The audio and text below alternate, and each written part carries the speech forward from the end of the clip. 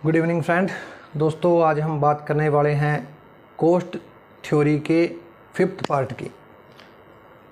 5वां पार्ट है, ये 5वीं वीडियो है दोस्तों कोस्ट थ्योरी की। इससे पहले 4 वीडियो में हमने बहुत सारे कॉन्सेप्ट जो है वो क्लियर कर लिए हैं, यानी कि शॉर्ट रन तक हमने सब कुछ पढ़ लिया जितना कुछ कोस्ट थ्योरी के अंदर होता है। ठीक है, इसके टाइप्स, फीचर, अजम्पशन, ठीक है ना, इसका कॉन्सेप्ट, उसके बाद में शॉर्ट रन कोस्ट कर्व कौन कौन सी होती है, 3 तरह की होती है, टोटल, एवरेज, मार्जिनल, तीनों को पढ़ लिया, फिर रिलेशन को भी पढ़ लिया।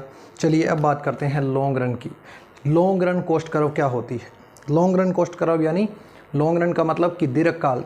दीर्घकाल सबसे पहले ये समझना होगा कि लॉन्ग रन होता क्या है या लॉन्ग टर्म होती क्या है। ठीक है, लॉन्ग टर्म क्या होती है दोस्तों? यानी दीर्घकाल एक ऐसा समय होता है जिसके अंदर सभी फैक्टर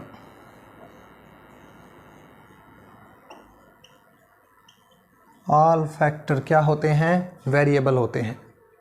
यानी अगर एक प्रोड्यूसर प्रोडक्शन करेगा तो अगर वो प्रोडक्शन को बढ़ाना चाहेगा तो वो अपने सभी साधनों के अंदर परिवर्तन कर सकता है। यानी कि शॉर्ट पीरियड में हमने जो फिक्स्ड फैक्टर पढ़े थे वो यहाँ लॉन्ग रन के अंदर आकर क्या हो जाते हैं? यहाँ पर जो है वेरिएबल बन जाते हैं वो। ठीक है ना, यानी कि हम उनको चेंज कर सकते हैं। जैसे प्लांट था, बिल्डिंग थी, स्केल था, ठीक है ना, एक प्रोडक्शन यूनिट का, हम सारी चीज़ों में इनमें चेंज कर सकते हैं। ठीक है ना। चलिए दोस्तों, सबसे पहले जैसे हमने शॉर्ट पीरियड के अंदर जो कोस्ट कर्व थी वो 3 कॉन्सेप्ट थे, उसके 3 धारणाएं थी, यानी कि 3 प्रकार की थी। ठीक है, शॉर्ट रन कोस्ट कर्व। उसी प्रकार लॉन्ग रन कोस्ट कर्व भी 3 प्रकार की होती है। कौन कौन सी होती है? देखिए, सबसे पहले तो होती है long run total cost curve, ये होती है। दूसरी होती है long run average cost curve.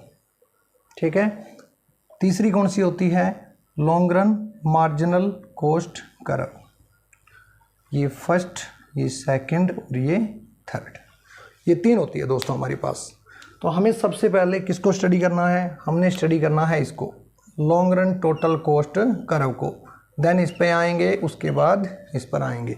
चलिए सबसे पहले बात करते हैं long run total cost curve की। क्या होती है दोस्तों?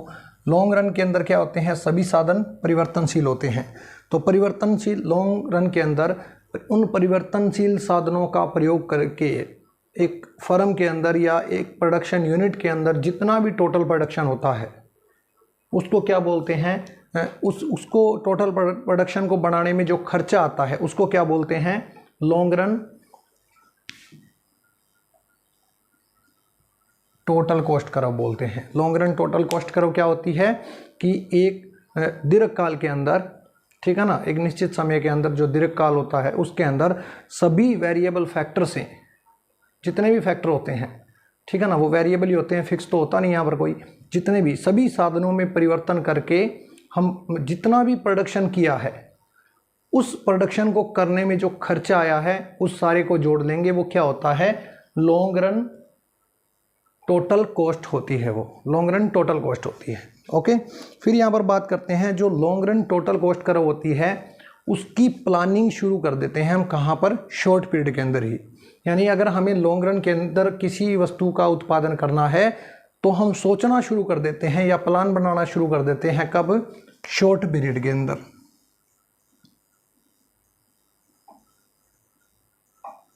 शॉर्ट पीरियड के अंदर हम क्या कर देते हैं?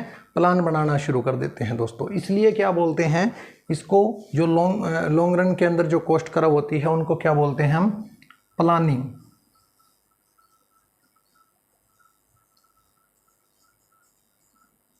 प्लानिंग कर्व भी उनको बोलते हैं दोस्तों। ठीक है, यानी कि अगर हमें या ये प्लानिंग क्यों की जाती है? यानी एक फर्म जो होती है वो शॉर्ट पीरियड के सभी टोटल कर्व जितने भी है, टोटल कोस्ट कर्व जितने भी है उनकी स्टडी करेगा और देखेगा एक प्रोड्यूसर कि शॉर्ट पीरियड में मुझे न्यूनतम लागत कौन से प्लांट में आ रही है। ठीक है ना, यानी कौन से प्लांट में मुझे न्यूनतम लागत आ रही है, मैं उसी के ऊपर क्या करूँगा? लॉन्ग टर्म में इन्वेस्ट करूँगा, उसी में मैं प्रोडक्शन करूँगा। तो कहने का मतलब ये हुआ कि जो लॉन्ग टर्म कोस्ट कर्व होती है, लॉन्ग रन की जो कोस्ट कर्व होती है वो शॉर्ट रन के टेंजेंट से मिलती है हमारे को। यानी कि जितने भी शॉर्ट कर्व होते हैं, शॉर्ट रन, अगर हम बात यहाँ पर कर रहे हैं long run total cost curve की, तो ये हमें कैसे मिलेगा? ये मिलेगा जो short run total cost curve जो होती है ना, STC, उसके न्यूनतम बिंदु को स्पर्श करती हुई एक लाइन खींचेंगे। यानी कि ये STC1, STC2, STC3 ये अलग अलग प्लांट है हमारे पास। इन प्लांट के अंदर टोटल कॉस्ट जो होती है मिनिमम जहाँ पर होगी उस पॉइंट को स्पर्श करती हुई टेंजेंट उसके एक लाइन खींचेंगे। वो लाइन क्या कहलाती है? वो कहलाती है long run total cost curve. देखिए डायग्राम पे आते हैं, डायग्राम की बात करते हैं दोस्तों। चलिए ये वाला डायग्राम है, किसका है?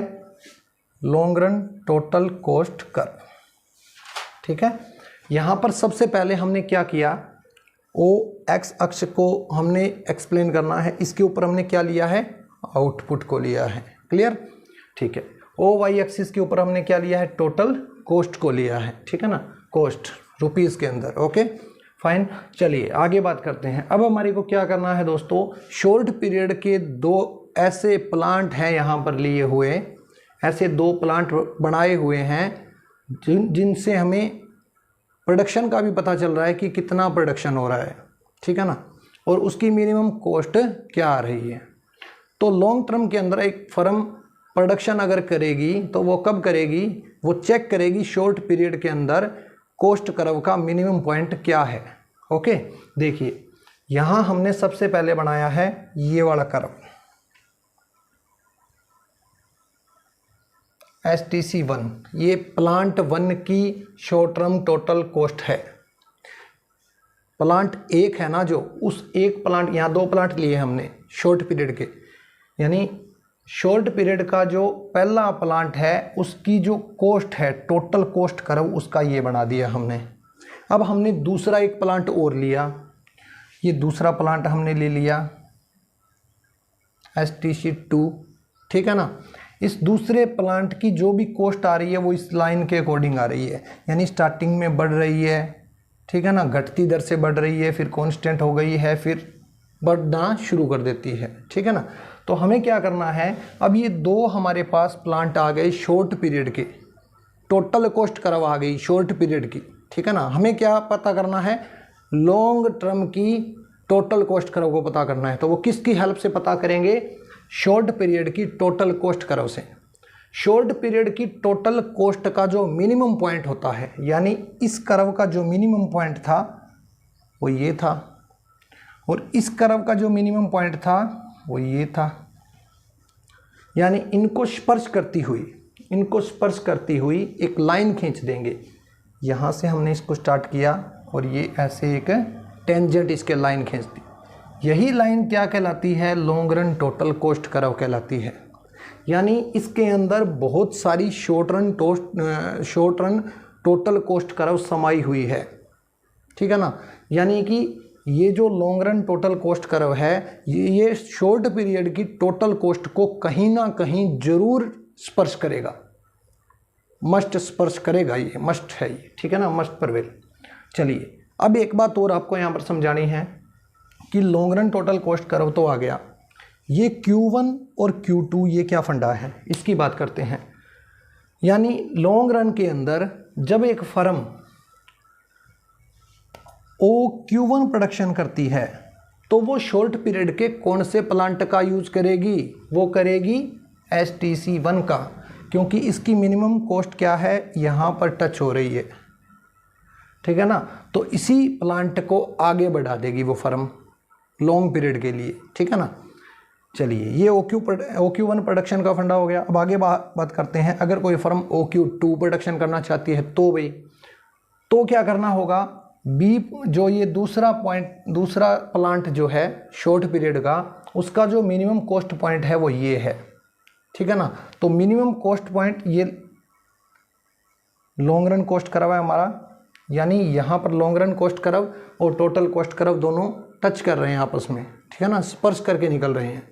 ठीक है ना, कट नहीं कर रहे, स्पर्श कर टच कर रहे हैं, या कट नहीं करते, टच करते हैं ओनली। ओके, तो यहाँ पर क्या है, OQ2 प्रोडक्शन अगर करना चाहता है long run total cost curve, ये बताता है हमारे को कि अगर OQ2 प्रोडक्शन मुझे करना है तो मैं करूँगा किसका यूज करके, short run total cost curve के दूसरे प्लांट का यूज करके मैं इतना प्रोडक्शन करूँगा।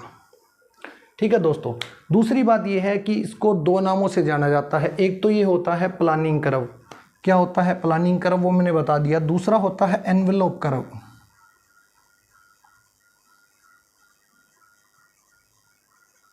एनवेलोप कर्व, लिफाफा वक्र इसको बोलते हैं। एनवेलोप कर्व का मतलब क्या होता है कि ये शॉर्ट पीरियड की जो कॉस्ट कर्व होती है उनको अपने अंदर समा लेता है, उसको ढक लेता है पूरी तरीके से। देखिए जैसे इसने इसको ढक लिया, इसके अंदर दोनों शॉर्ट रन कॉस्ट कर्व आ गई, इसीलिए इसको क्या बोलते हैं, एनवेलोप कर्व बोलते हैं। ठीक है ना, ये हमारा टोटल कॉस्ट कर्व है,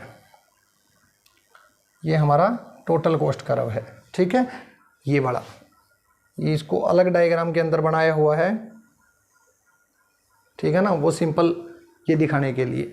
यहाँ पर हमने कि एक फर्म जो है प्रोडक्शन करेगी तो वो किस आधार पर करती है, यानी कि शॉर्ट लॉन्ग पीरियड की जो कॉस्ट होगी ना, लॉन्ग पीरियड की जो कॉस्ट होती है, यानी लॉन्ग रन टोटल कॉस्ट जो होती है वो या तो लेस देन होती है शॉर्ट रन की टोटल कॉस्ट से, या उसके बराबर होती है। यानी long run total cost curve कभी भी शॉर्ट पीरियड की कॉस्ट से ज़्यादा नहीं आती। यानी मान लो अगर किसी प्रोडक्ट का प्रोडक्शन हम शॉर्ट पीरियड में कर रहे हैं तो उसकी कॉस्ट वहाँ पर 100 रुपये आ रही है, तो अगर हम उसी को फर्दर आगे लॉन्ग टर्म के लिए डिज़ाइन कर लें उसी प्रोडक्ट को कि मुझे लॉन्ग टर्म में यही प्रोडक्ट बनाना है, तो लॉन्ग टर्म में दोस्तों उस प्रोडक्ट की जो कॉस्ट होगी वो या तो 100 आएगी या 100 से कम आएगी, 100 से ज़्यादा कभी भी नहीं हो सकती। क्लियर। चलिए अब एक बात और बतानी है ज़रूरी आपको, यहाँ पर देखिए दोस्तों, जो short run total cost curve है वो OY एक्सिस के कहीं से भी शुरू हो रहे हैं, लेकिन जो long run total cost curve है वो ओरिजिन से शुरू हो रहा है। क्यों हो रहा है, ऐसा क्वेश्चन भी आ जाता है पेपर में। ठीक है ना, कि जो long run total cost curve है वो तो ओरिजिन से स्टार्ट होता है, और जो short run total cost curve है वो Y एक्सिस के किसी भी पॉइंट से शुरू हो सकता है। क्यों होता है, क्योंकि लॉन्ग पीरियड के अंदर सभी साधन परिवर्तनशील होते हैं, इसलिए जब प्रोडक्शन 0 होगा तो कॉस्ट भी क्या होगी, 0 होगी। लेकिन शॉर्ट पीरियड के अंदर क्या होता है दोस्तों, फिक्स फैक्टर भी होते हैं और वेरिएबल फैक्टर भी होते हैं।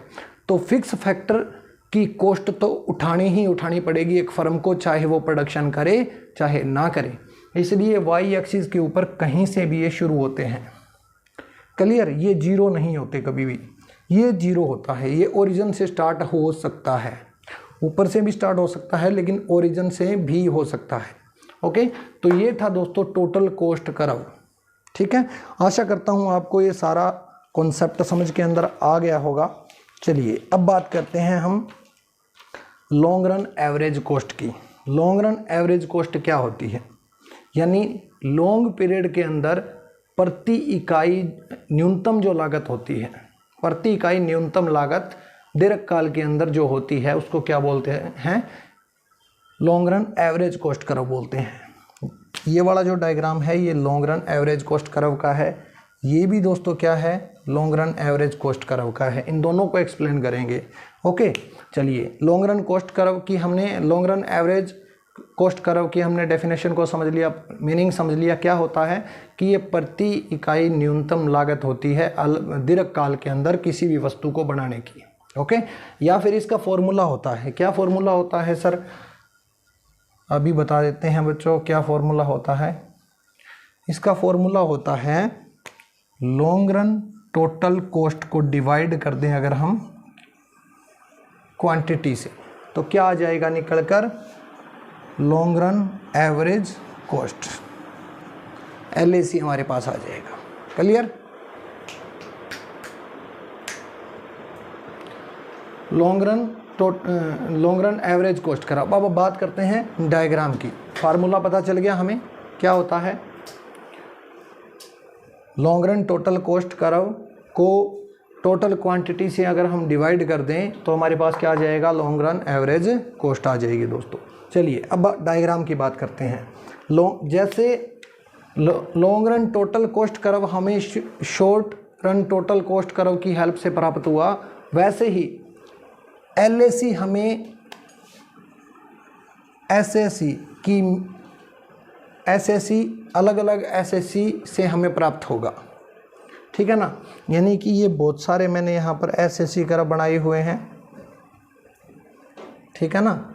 ये 5 SAC कर्व यानी शॉर्ट पीरियड के एवरेज कॉस्ट कर्व है। शॉर्ट पीरियड के एवरेज कॉस्ट कर्व का जो मिनिमम पॉइंट है वो हम निकाल लेंगे। इसका मिनिमम पॉइंट ये था, इसका ये है, इसका ये है, इसका ये है, इसका ये है।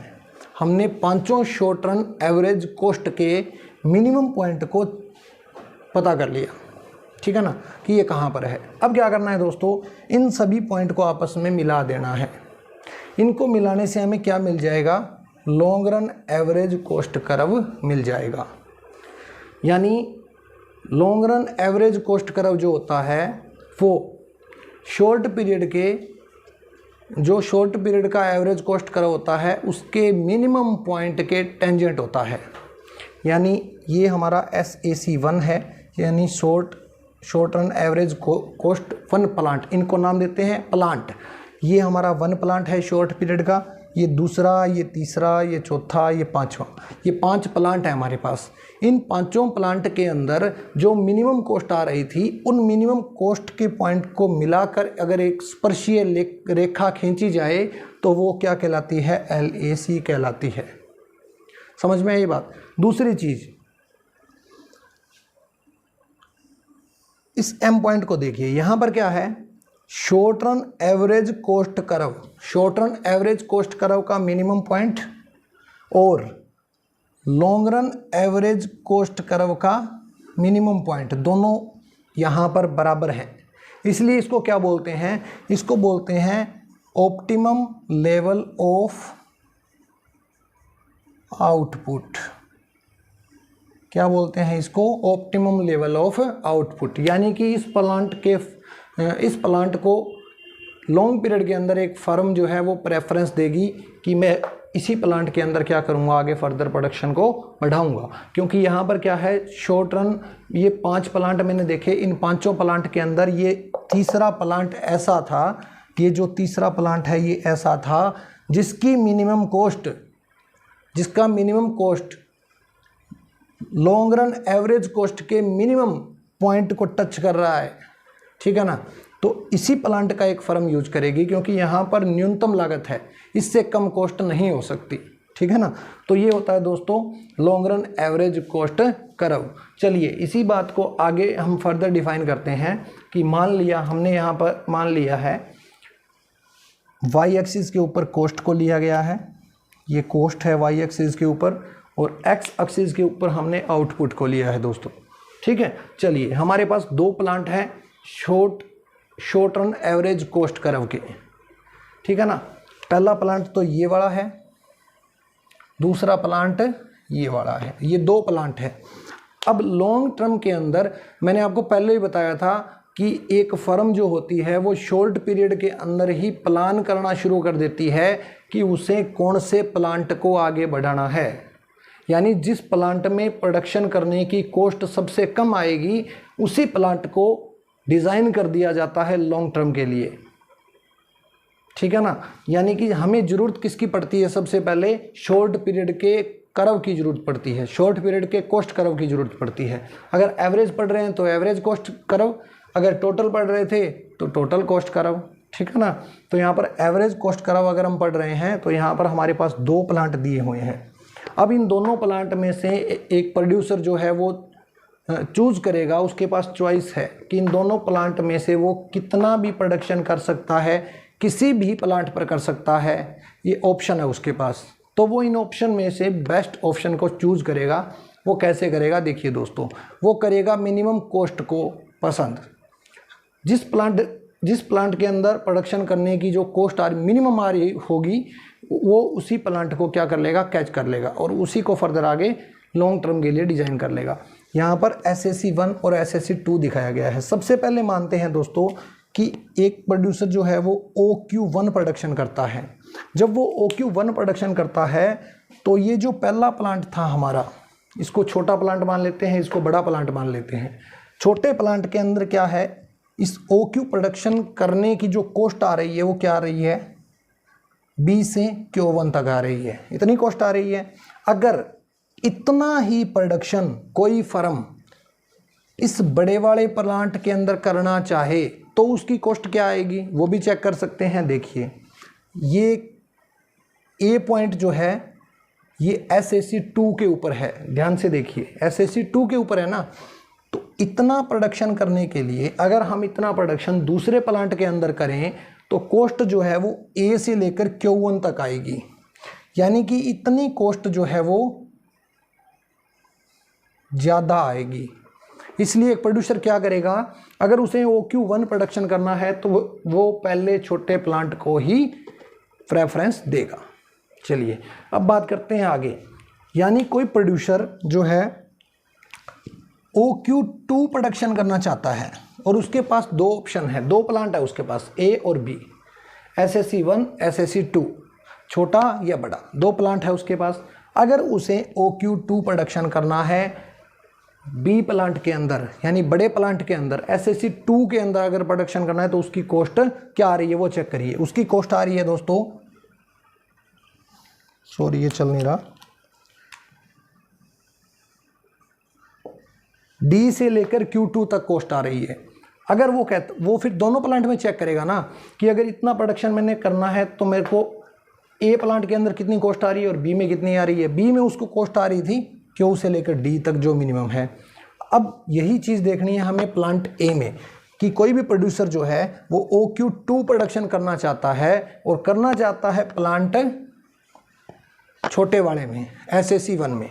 अगर SAC1 में वो प्रोडक्शन करता है दोस्तों OQ2 का, तो उसे कॉस्ट क्या आती है, इतनी कॉस्ट आती है उसकी, C से लेकर Q2 तक आती है, यानी कि इतना पार्ट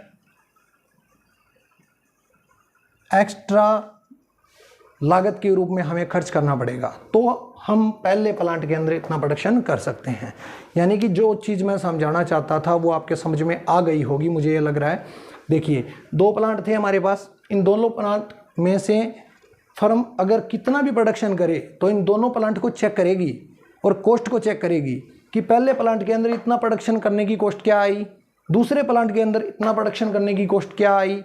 फिर उसे जिसमें कम कॉस्ट आ रही है उस प्लांट को क्या कर लेगी, वो फर्दर आगे लॉन्ग टर्म के लिए डिज़ाइन कर लेगी। ठीक है, तो यहाँ पर इस डायग्राम के अकॉर्डिंग एक फर्म अगर OQ1 प्रोडक्शन करना चाहती है तो वो किसका यूज करेगी, तब वो करेगी इस प्लांट का यूज, SAC1 का यूज, क्योंकि यहाँ पर B से लेकर Q1 तक मिनिमम कॉस्ट है। ठीक है, अब चलिए अब बात करते हैं दूसरे, यानी अगर कोई फर्म OQ2 प्रोडक्शन करना चाहती है तो वो किसके अंदर प्रोडक्शन करेगी, SAC2 के अंदर, क्योंकि अगर OQ2 प्रोडक्शन करना है तो उसकी कॉस्ट क्या आ रही है, DQ2 आ रही है सेकंड प्लांट के अंदर। ठीक है ना, तो सेकंड प्लांट में तो OQ2 उत्पादन किया जाएगा और फर्स्ट प्लांट में OQ1 उत्पादन किया जाएगा। ठीक है दोस्तों, तो ये था कॉस्ट, एवरेज कॉस्ट हो गया हमारा और टोटल कॉस्ट हो गया। अब बचता है मार्जिनल कॉस्ट, चलिए उसको भी डिस्कस कर लेते हैं। एक डायग्राम के छोटा सा डायग्राम है उसका, एक बिल्कुल ही, और कुछ नहीं है, और एक डेफिनेशन है बस छोटी सी। चलिए उसको डिस्कस करते हैं यहाँ पर।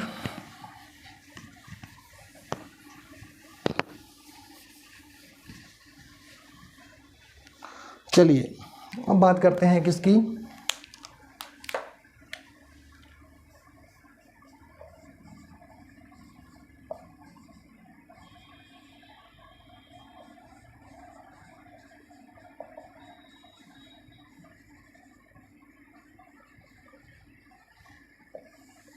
कारव या कॉस्ट की। ठीक है दोस्तों, ये क्या होती है, शॉर्ट फॉर्म ये होती है। दूसरी बात यहाँ पर क्या होते हैं,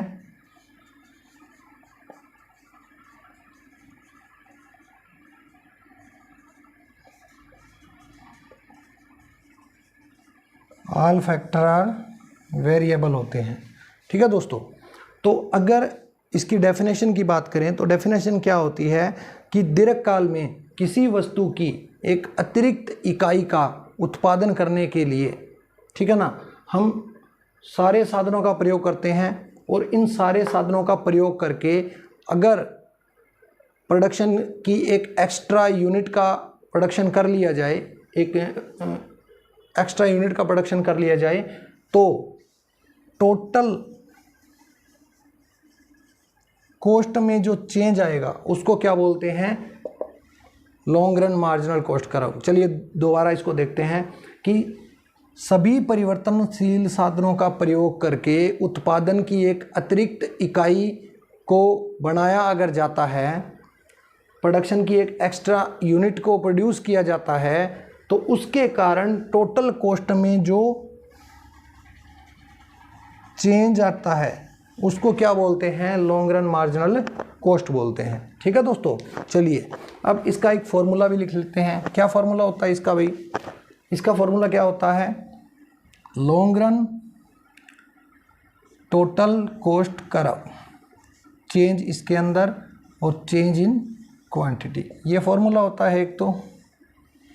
ठीक है दोस्तों, long run total cost curve, long run total cost, LTC, change in LTC upon change in quantity. ठीक है ना, चेंज इन क्वांटिटी। तो इन दोनों का जो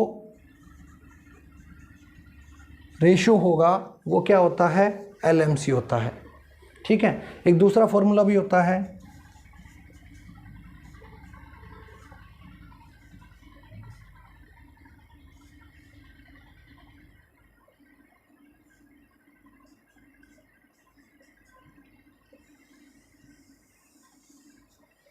ये फॉर्मूला भी होता है दोस्तों। ठीक है ना, तो ये होती है long run marginal cost curve.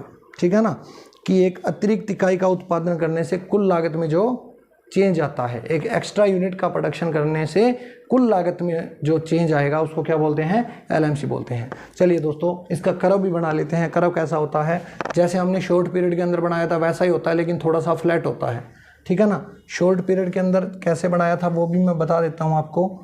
यहाँ पर कैसे होता है दोस्तों, इस प्रकार का होता है। यहाँ पर output y cost in rupees, ये ओरिजिन। ठीक है ना, तो यहाँ पर क्या होता है, थोड़ा सा फ्लैटर होता है। ठीक है, और उसके अंदर क्या होता है, अगर हम शॉर्ट पीरियड की बात करें तो वहाँ पर क्या होता है, वहाँ पर इस प्रकार का होता है। ठीक है ना, और यहाँ पर क्या होता है, इस प्रकार का। समझ में आई बात, ये दोनों कॉस्ट कर्व ऐसे होते हैं। चलिए दोस्तों, मुझे आशा है कि आज का जो कॉन्सेप्ट मैंने आपको करवाया है वो कॉन्सेप्ट बिल्कुल क्लियर हो चुका है। ठीक है, आपकी समझ में आ चुका है। तो अगर आपको वीडियो अच्छी लगी है, कंटेंट समझ में आया है, अगर समझ में आई है ये सारी चीज़ें, तो वीडियो को लाइक ज़रूर करना दोस्तों, और वीडियो को ज़्यादा से ज़्यादा शेयर करना, चैनल को सब्सक्राइब करना। थैंक यू दोस्तों।